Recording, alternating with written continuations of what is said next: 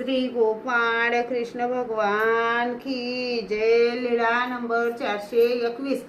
विवादात तीकवन नायकाचा जय। तीकवन नायकाच्या घरी श्राद्ध होते। त्यांनी सर्वज्ञांना उपारासाठी विनंती केली। सर्वज्ञांनी विनंती स्वीकारली।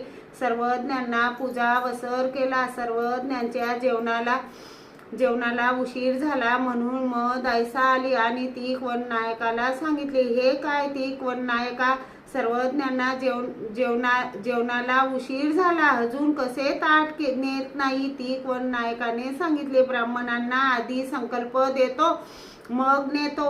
दायसा म्हणाली, अगोदर तुझे ब्राह्मण जेवतील, नंतर सर्वज्ञांसाठी ताट नेसील।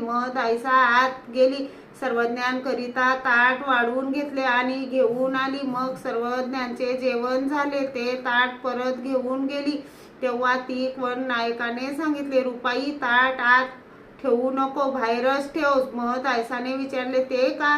हे सोडे करावे लागेल। दायसाने विचारले, सोडे का करावे लागेल? त्याने सांगितले, सर्वज्ञांनी जेवण केले आहे म्हणून। दायसाने विचारले, सर्वज्ञांनी जेवण केले तर काय म्हणून सोडे करावे लागेल? त्याने म्हटले, सर्वज्ञ कोण काय आहेत हे माहीत नाहीस। दायसाने विचारले, कसे सर्वज्ञ कोण काय असे म्हणून माहीत नाही? सर्वज्ञ ईश्वर। त्यांनी म्हटले, हो सर्वज्ञ ईश्वर आहेत, परंतु कोण काय हे माहीत नाही की? असा 2 वेळा वाद घातला। मग दायसा ताट ठेवून आली। सकाळीच ते सर्वज्ञांच्या दर्शनाला आले। सर्वज्ञांना भावपूर्वक दंडोत घातले, श्रीचरणा लागले। तेव्हा दायसाने हळूच म्हटले, तुझ्या ह्या भावाचे काय घ्यावे? मग तीकवन नायकांनी सर्वज्ञांपुढे मागील सर्व सांगितले। यावर सर्वज्ञांनी म्हटले, बाई नायक म्हणत आहे ते तसेच।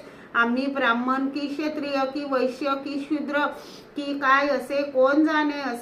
असं सर्वज्ञांनी सांगितले आणि तीकवन नायकाचा जय केला। श्री गोपाळ कृष्ण भगवान की जय।